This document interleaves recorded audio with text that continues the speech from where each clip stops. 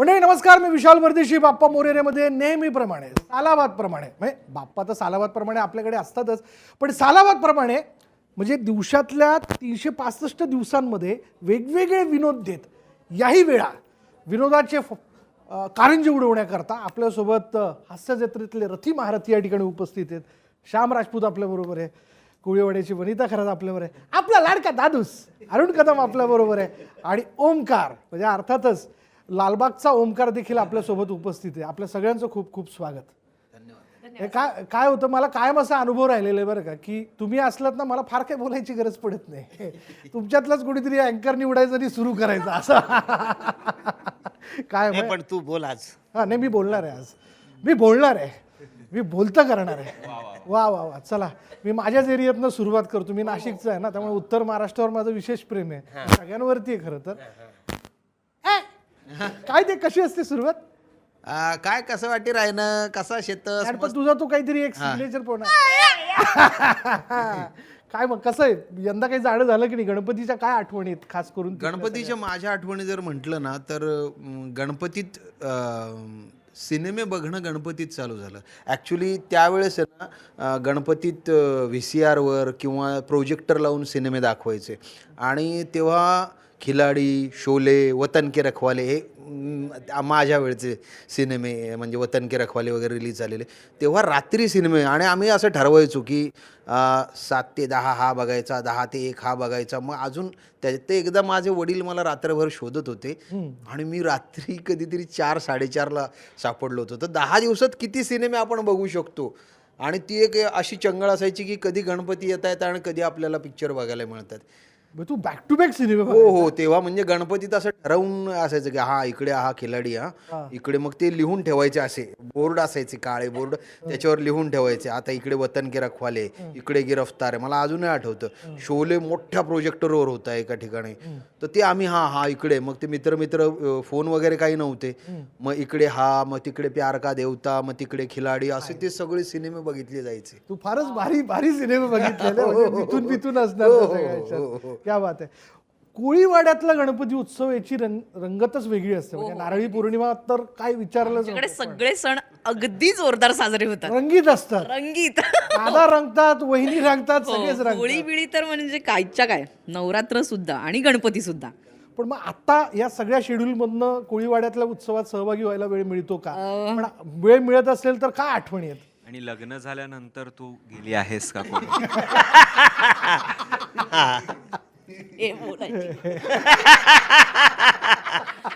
लहानपणीच्या आठवणी सांगेन की सुरुवातीच्या म्हणजे पहिल्या दिवशी सगळ्या नातेवाईकांकडे जाऊन यायचं, दुसऱ्या दिवशी, आणि जेव्हा शनिवार रविवार वडिलांना सुट्टी असायची तर रात्री दिवसभर सगळीकडे जाऊन आल्यानंतर रात्री आम्ही बाहेर पडायचो लालबागच्या राजासाठी किंवा आणि सगळ्याच इथे फिरण्यासाठी. सो आम्ही वरळीतनं पायी जायचो, आणि मग लोअर परेल आणि मग गिरणगाव आणि मग लालबाग, असं सगळं पायी सगळे दर्शन. आणि तेव्हा इतकी गर्दी नसायची की आपण चालता चालता हरवू की काय कुठे. सो ते चालत चालत फिरण्याची मजाच वेगळी होती. ती आता थोडीशी मिस करते मी, पण ते खूप मजा यायची तेव्हा. पण म्हणजे ते सगळं आठवत असेल, हो. तो नॉस्टॅल्जिया कायम आहे. येस. आजोबाबा मी वाटतच नाही आजोबाबा, हा सगळ्यात मोठा प्रॉब्लेम आहे. पण आता हल्ली नातवाबरोबरचे व्हिडिओ बघतोय, नातू देखील तुमच्याबरोबर रमलेला आहे. पण मग जाऊ दे, म्हणजे तशा कार्यक्रमाच्या निमित्ताने तुझ्या असंख्य आठवणी असतील, पण मग नातवाबरोबर झालंय की नाही जरा इकडे तिकडे फिरणं गणपतीच्या निमित्ताने? हो. म्हणजे काल आम्ही 2-3 ठिकाणी प्रयत्न केला, व्यवस्थित दर्शन झाले. पण आम्ही लहान असताना म्हणजे रात्रभर तो देखावा बनवण्यापासून, मग ते प्लास्टर ऑफ पॅरिस आणायचं, म्हणजे आपण ज्याला घास म्हणतो, गवत, ते सुकलेलं गवत कुठून तरी आणायचं, काहीतरी हे करायचं, मदत करायचं, म्हणजे तेव्हा आम्ही रात्रभर करायचो. इतकी ती मजा असायची. आणि काय करतो हे आम्हाला माहीत नाही, कारण कोणतरी त्याचा एक मुख्य असतो, तो म्हणेल हे आण ते आण ते आण, आपलं काम तेवढंच असायचं, म्हणजे थोडक्यात हेल्परचं काम, नेपथ्यातले सहाय्यक. सहाय्यक आपण. पण ती रात्रभरची मजा. आणि पुन्हा रात्रीचं मग कोणाच्या तरी घरातून जेवण येणार, नाश्ता येणार, ही गंमत असायची. काय असायचं, कारण आपल्या घरचं नेहमी आपण खातो, पण 2-3 ठिकाणचं जेवण आलं की त्याची गंमत अजून वाढते. ही गंमत आहेच. गणपतीला तर म्हणजे आम्ही बेभान होऊन नसतो, कारण येताना सुद्धा आणि जाताना सुद्धा. कारण येताना तर म्हणजे फारच गंमत असते, आणि मग जाताना गणपती गेले गावाला, चैन पडे ना आम्हाला. अशी ती गंमत सगळी जोरदार आम्ही केलेली आहे. आणि त्यावेळेस तर गणपती काय म्हणतात, प्रसादाची जी गंमत असते का नाही, म्हणजे आम्ही आता जास्त प्रसाद कोणाकडे चांगल्या पद्धतीचा, मोदक जिकडे जिकडे पुरणपोळी, जिकडे वडे, तिकडे हजेरी, जयदेव जयदेव.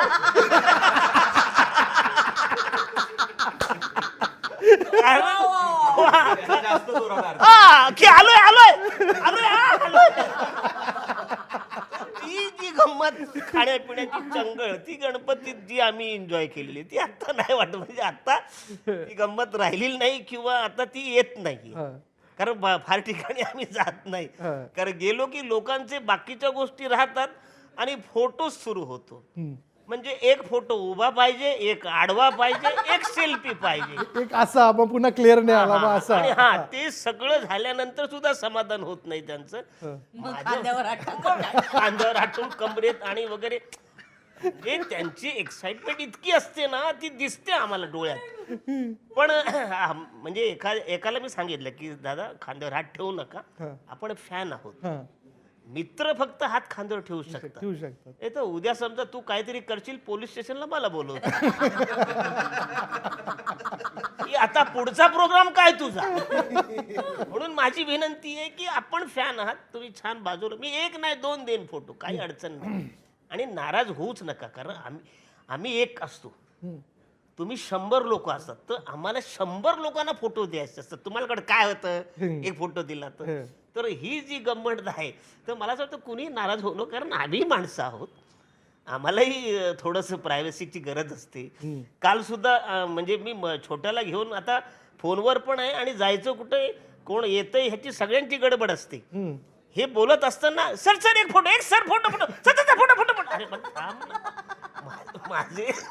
माझी पोरगी हरवली, तिला जरा येऊ दे मग ठरवू. त्यांची एक्साइटमेंट खरंच खूप असते. कारण आता आम्ही ज्या पद्धतीने काम करतोय किंवा सोनी महाराष्ट्राचे हास्य जत्रेचे एपिसोड लोक बघतात आणि खूप एन्जॉय करतात, त्यामुळे त्यांची एक्साइटमेंट आहेच आणि ती ठेवायलाच पाहिजे. आम्ही प्रयत्न करतोय, कारण आम्ही एक असल्यामुळे इतक्या लोकांना सगळ्यांना जात. आणि बऱ्याचदा काय होतं, ओळखलं काय सर, तर अडचण होते की किती दिवसांनी हा भेटला एक माणूस, आणि नाही ओळखलं तर त्याला राग येतो बिचारा, त्याचं काय ओळखतच नाही. फोटो काढ, विषय संपव, तुझा मला राहू दे. पण तो काही विषय संपत नाही. ओळखलं काय, आता कुठं बोलायचं आईला, ओळखा बरं कुठं भेटलो होतो आपण. आजचं स्क्रिप्ट उद्या आम्हाला माहित नसतं, माणसाचं कसं ओळखणं. महामहिम लालबागचे कार्यकर्ते, कलावंत, इन्स्पेक्टर झेंडेकरता खूप खूप अभिनंदन. यावर्षीचा तुमचा गणपती बाप्पा मोरया खास आहे. प्रोमो मध्ये पाहिलं. काय मग आता लालबाग फार बदललंय, आम्ही बघतोय. किती रमणं होतंय, किती फिरणं होतंय. नाही, काहीच फिरणं नाही होत आहे, म्हणजे त्याबद्दल थोडं वाईट वाटतंय. पण आधी खूप फिरलोय, त्यामुळे ठीक आहे. आता जी सगळी यंग मुलं आहेत त्यांना फिरू द्या असं वाटतं. पण तेव्हाचे जे देखावे असायचे किंवा लाईव्ह देखावे, आणि म्हणजे मी परळला राहायचो, लालबागला आजी. आत्ता मी दादरला, आम्ही शिफ्ट झालो 10वी नंतर. पण आधी बालपण अख्खं परळ लालबागला गेल्यामुळे प्रत्येक गल्लीमध्ये गणपती असायचे. सो प्रत्येक गल्लीतले वेगवेगळे देखावे असायचे. आणि तेव्हा खरी म्हणजे तिकड त्या चाळीतली म्हणा किंवा त्या बिल्डिंगमधली किंवा त्या एरियातली काही मुलं जी असायची तेच काम करायची त्या देखाव्यांमध्ये. असं नसायचं की कुठलं म्हणजे आता काय मॅनिक्विन्स आहेत किंवा बाहुल्या केल्या आहेत वगैरे, असं नाही. खरी मुलं काम करायची त्या देखाव्यांमध्ये आणि मग त्यांचं इंटरचेंज असायचं. आजचा दिवस तुझा आहे, मग दुसरा दिवस तुझा वगैरे. तर ते देखावे बघण्यात जास्त मजा. मग सगळ्यात चांगला देखावा कुठला, म्हणजे मला अजूनही आठवतं आमच्या परेलचा महाराजा का असं कुठला तरी गणपतींचं गुजरातचा भूकंप जो झाला होता त्यावर त्यांनी देखावा केला होता आणि सगळे उभे राहायचे आणि तो तिकडे चालू आहे देखावा, काहीतरी सुरू आहे की काय भूकंप कशामुळे होतो वगैरे वगैरे. आणि आपण ज्याच्यावर उभं आहोत ते धड असं हलायचं. म्हटलं हे काय आहे, आणि ते बघण्यासाठी म्हणून मी 3दा त्या लाईनमध्ये की अरे कसं करतायत हे लोक, हे कसं करतायत लोक.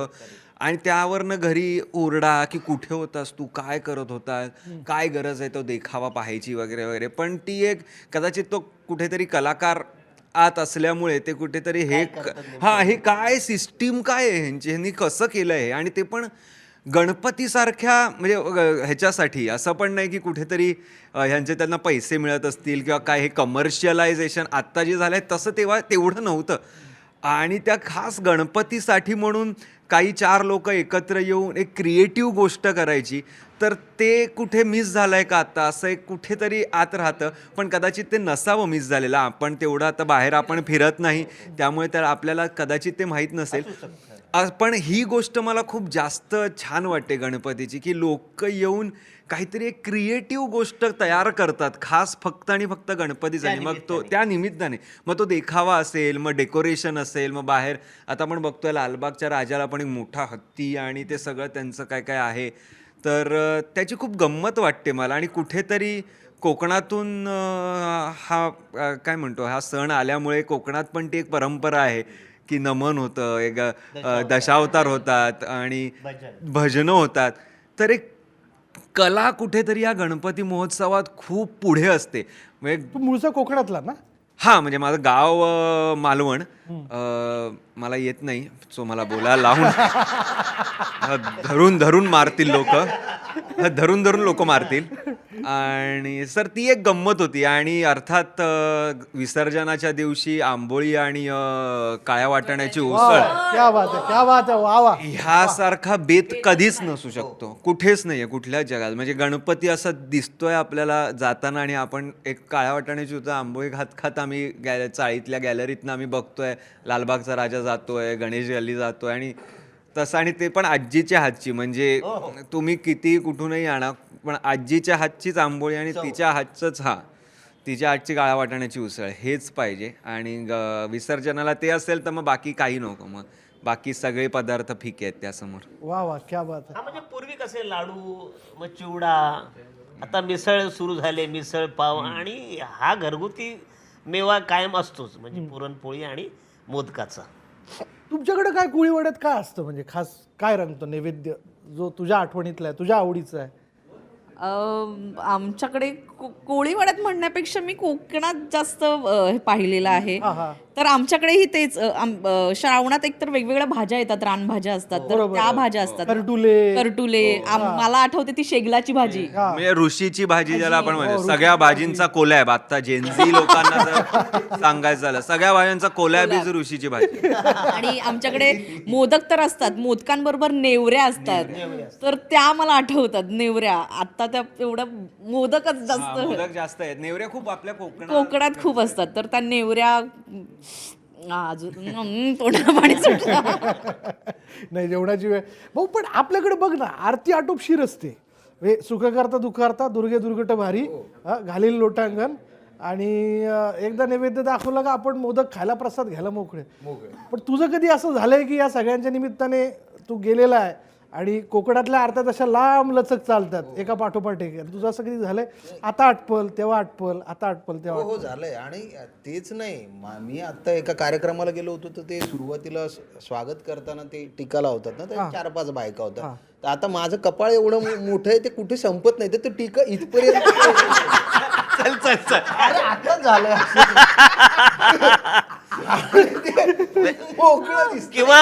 किंवा त्या महिलांना पहिल्यांदा असं इतकं छान कपाळ मिळालंय. येतं कोणीतरी एक जण, मग दुसरं, मग तिसरं, मग त्या बाईची कदाचित इच्छा पण नसते, लावा 5 जणी लागतात सवाशणी. मग ते लावता माझं इच्छा तेच ते. आणि त्याच्यानंतर आरती मग आपण करतो, पहिली आरती पाठ असते, बरोबर. माझी तर पाठ आहे ती पहिली बऱ्यापैकी. त्याच्यानंतरच्या मग पाठ नसतात. मग ती एक ऍक्टिंग करावी का काय करावं, पळापळ, नुसती आरतींची पळापळ. मग ते हे घेऊन मग कुठेतरी जाणवतं की अरे नाही, आपल्यासोबत बाकीचे पण आहेत, त्यांना पण आपल्याला द्यायला पाहिजे, आपणच म्हणतो. तर तसं बऱ्याचदा होतं ते. बऱ्याच हाताला कळ लागली, कळ लागली ते. आणि ते कापूर आपल्याला टाकायचा असतो, कधी कधी कळतं अरे कापूर संपायला लागला, मग तो टाका. मग ते तर होतच. आणि मग परत ती फिरून आरती अजून 2-4 जणांचं झालं की ती परत आपल्याकडे येते. तर ते पण ते पहिली आरती करताना बाप्पाला बघितल्यानंतर जे काय एक समाधान वाटतं ना, कारण गणेशाच्या ज्या काही मूर्त्या असतात ज्या बनवलेल्या, त्या एक मनाला समाधान देणार. जबरदस्त जबरदस्त. म्हणजे शेवटी ती प्रसन्न देवता आहे, कलेचा अधिपती, आणि आपण त्याचे उपासक आहोत.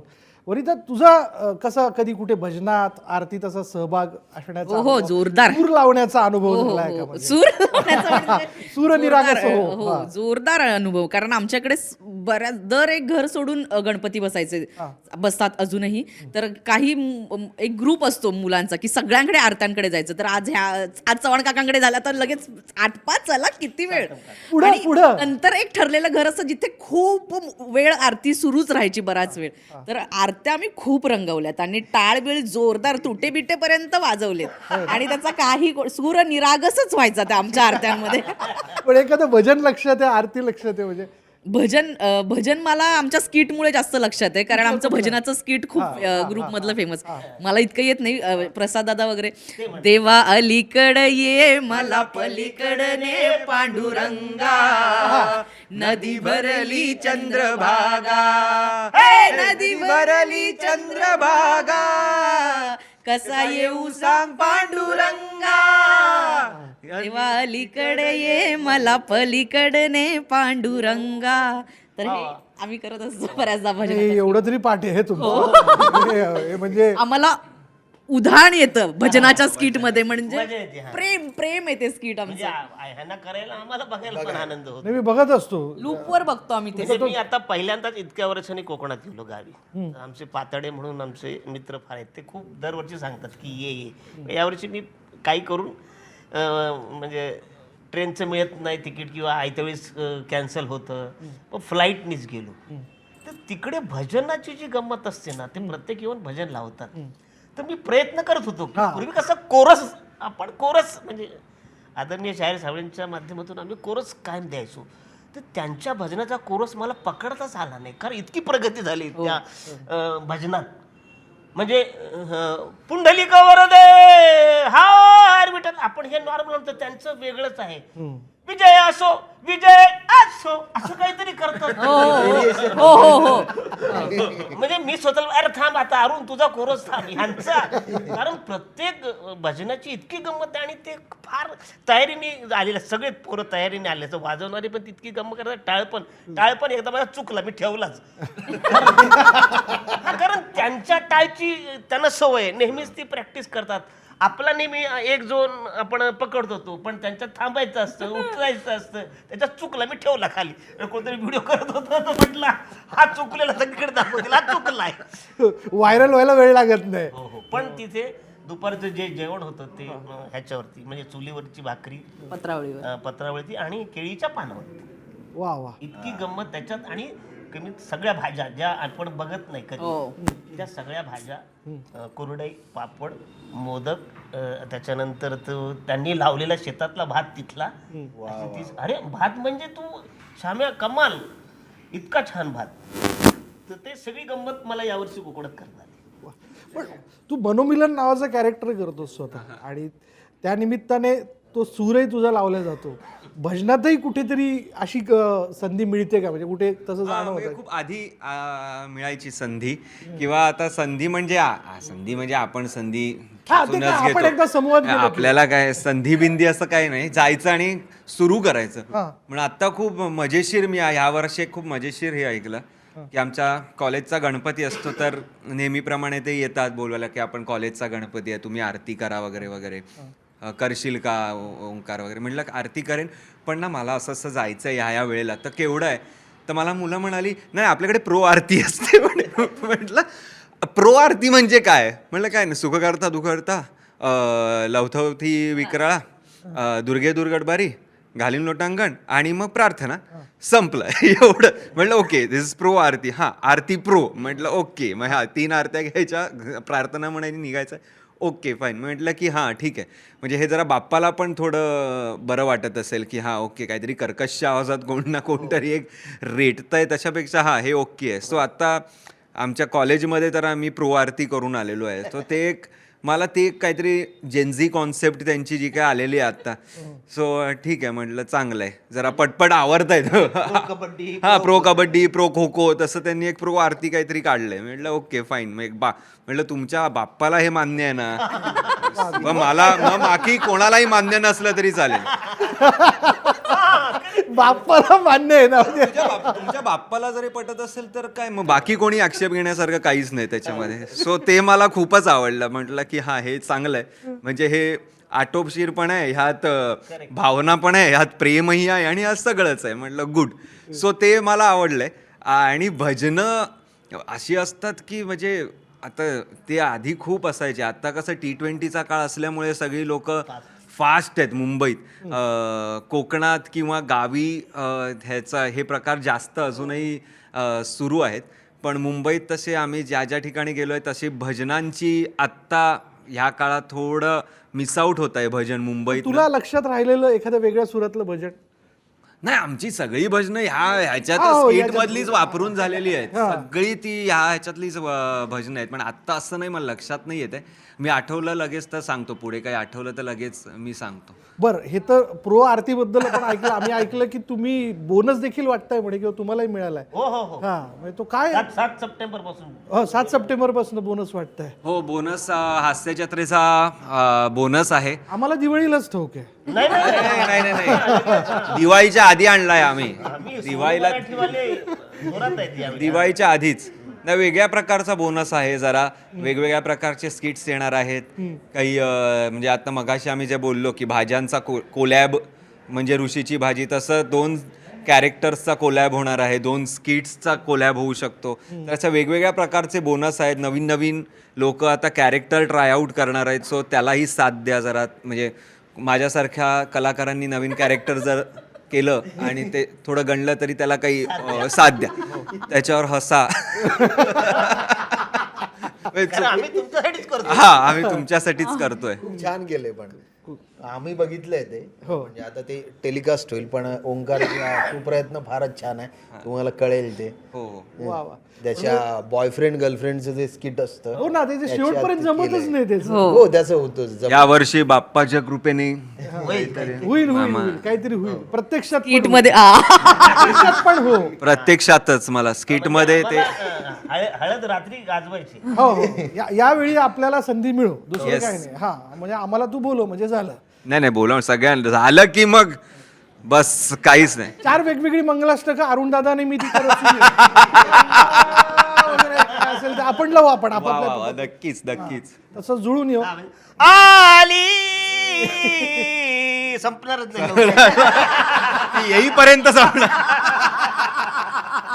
जोरदार आहे, जोरदार. तू भजनाचं एक हे म्हणालास, त्याच्या आधी मला हे आठवतंय की ते एईओ विठ्ठले ही जी आरती आहे, त्यात एवढा वेळ लोक ती आरती खेचतात. म्हणजे त्याच्यावर खूप विनोदही आले होते की ते काय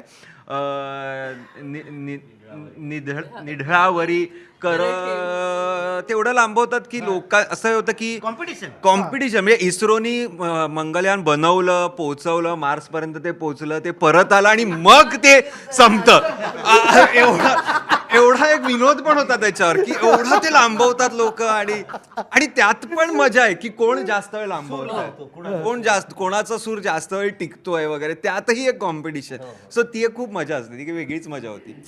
चला, क्या बात आहे. तुमच्या सगळ्यांकडनं येणाऱ्या सगळ्या कालावधीत खूप बोनस मिळणार आहे, आणि तोही दिवाळीच्या अगोदर मिळतोय. Yes yes yes yes. आणि तो वर्षभर मिळत राहणार आहे, वा वा वा वा. तो तेच संपणार पाहिजे. नाहीये. मी कायम असं म्हणतो ना दादा, की तुम्ही कुठलंही गाणं शेवटच्या माणसापर्यंत पोहोचले केव्हा कळतं, ज्यावेळेस ते टॅक्सी आणि रसवंतीवरती वाजतं. करेक्ट. वा वा. तुम्ही शेवटच्या माणसापर्यंत पोहोचल्याचा ढळढळीत पुरावा काय, जो मी लोकलमध्ये अनुभवलाय, जो प्रेक्षक म्हणून या ठिकाणी मला त्याची कबुली द्यायला आवडेल, की लोकलमधला प्रत्येक चौथा किंवा 5वा मनुष्य सकाळी सकाळी उठल्यानंतर, म्हणजे ज्यावेळेस तो लोकलमधनं प्रवास करतो, तो तुमचे छोटे छोटे स्किट बघत असतो. इन्स्टावरचे असतील, यूट्यूबवरचे असतील. ही तुमची मिळकत आहे. थँक्यू. मला असं वाटतं की त्याला स्वतःला असं वाटतं की यार, या दिवसाची सुरुवात करत असताना यार यांचे स्किट ऐकून हसून आपण आपल्या ऑफिसला गेलं पाहिजे. भले ऑफिसला काही हो, तो तर राडा रोजचा आहे की नाही. नाही, मला तर खूप आनंद होतो. मला म्हणजे हिंदी भाषिक पण मला ओळखतात, ते तारक मेहतामुळे ओळखतात. आणि हे मराठी जे आहेत, आणि आता काय झालं, लॉकडाऊनच्या नंतर सगळे भाषिक हास्य जत्रा बघतात. म्हणजे गुजराती असू द्या, भैया असू द्या, किंवा त्याच्यात तुम्हाला सरदारजी असू द्या, हे सगळे लोक बघतात. नेपाली आमचे स्किट बघतात. हो नाही, मी तुझा तो नेपाळी स्पीड बाबा, मी कपाळाला हात लावला उठला होता, ओ बाबू म्हणून. तर त्यातला एक फॅन मला म्हणाला की सर आमची एक छोटीशी तुमच्या डिरेक्टर पर्यंत गोष्ट पोचवा, कारण आता नेपाळीत फक्त वॉचमॅन राहिलेले नाहीत, तर ते आता डॉक्टर आहेत, काही इंजिनियर आहेत, काही पुढे गेलेत. तर तुम्ही तुमच्या माध्यमातून सांगा की आमची लोक पण पुढे गेलेली आहेत. कसा सूर लावला तो तू?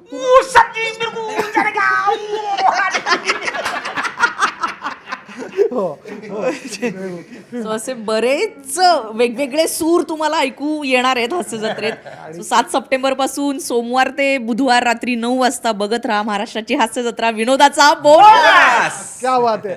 साता सुरांपलीकडे जे तुमचे सूर आहे ते 10, 15, 20, 25 शतकांपर्यंत भिडू देत आणि असंच वेगवेगळ्या भूमिकांमधून भेटत राहा. हा स्वार्थ आहे तुमच्याबद्दलचा, तुमचा चाहता म्हणून. आणि सगळेच चाहते हा स्वार्थ व्यक्त करत असतील हा एपिसोड बघत असताना आता. पण जाता जाता आए हे तो कुछ लेके जाएंगे, काय एखादा सूर लावता येईल काहीतरी, एखादा भजनाचा? अरुण काका नाही, ही कोरस वाला आयटम. नाही ना बाप, लावा. आम्ही आता कोरस आहोत. लावा हो. आम्ही आहोत. या घ्या. या घ्या. आम्ही आहोत साईडला आहोत ना. आणि मागे बाप्पा पण आहे, काय काळजी. चला चला.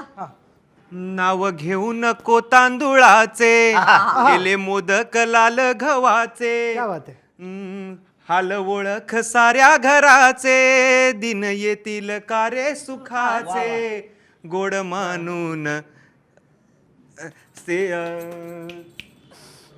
जाणून, गोड मानून द्यावा आशीर्वाद आता. बाप्पा मोरया रे, बाप्पा मोरया रे, चरणी ठेवी तो माथा. बाप्पा मोरया रे, बाप्पा मोरया रे, चरणी ठेवी तो माथा. तूच सुख करता, तूच दुःख हरता, अवघ्या दिनांच्या नाथा. बाप्पा मोरया रे, बाप्पा मोरया रे, चरणी ठेवी तो माथा. धन्यवाद. हे गाणं लागलं की समजायचं गणपती बाप्पा आले. आले. गणपती बाप्पा मोरया, मंगळमूर्ती मोरया. असे हे सगळे विनोदाचे एक शिलेदार जे कायम हसवतात आणि यापुढेही हसवण्याची कायम जबाबदारी घेऊन आपल्यामध्ये ते वावरणार आहेत. चला, या छानशा संवादानंतर इथेच थांबणार आहोत. पहा फक्त न्यूज 18 लोकमत.